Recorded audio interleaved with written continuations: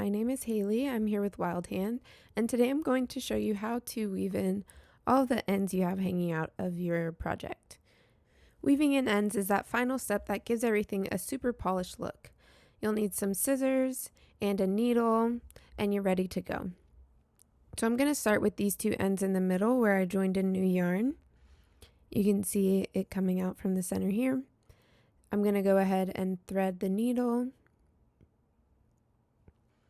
And then when I look at these stitches up close, you can see that each stitch kind of has two little legs coming down, and this one only has one.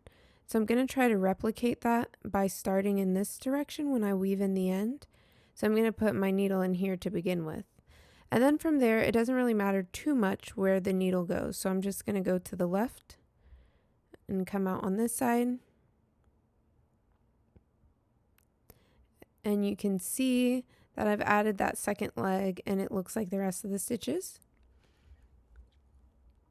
I'm going to rethread the needle because it accidentally fell out, and then I'm going to go in the opposite direction and come down a row and go under these guys below. Like that, and then just push my needle through. Then I'm going to give the swatch a little tug just to balance everything out, and that end is finished, so I can go ahead and snip it. And there you have it. And you'll do the same thing for pretty much any type of end you could have in your crochet project. So I'm going to come under these to the right this time and come out here. And then I'm going to come to the row below, down here, and go in the opposite direction. This swatch is all one color, so it doesn't really matter too much where I go. If you were working in multiple colors, you would want to try to weave in the ends underneath the same color stitches as best as you could. So there's that. The middle looks nice and neat. You can't even tell where we joined in new yarn. And now let's tackle the two ends. So again, I'm going to thread the end into the needle. And then for these, I kind of like to go into the first row, into the side of it, and just go that direction. And then I'll pull my needle through. I'll go up a row and then come back in the opposite direction.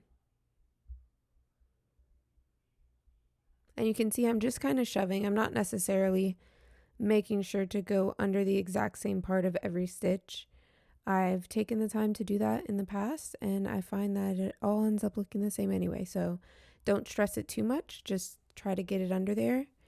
And the most important part is to go in two directions, because that's what really helps your tail stay in place and not slide out when you're either wearing your finished piece, using it, whatever it is that you made. Once it starts getting played with, that opposite direction is what's really going to keep everything in place. So I'm going to go the opposite, come out on this side. Give it a little tug and snip. And there you have it. Our swatch is complete. Everything looks nice and tidy, and you can't see where we wove in any of our ends. If you found this video helpful, please give it a like, and don't forget to subscribe to our channel to catch all of our future tutorials.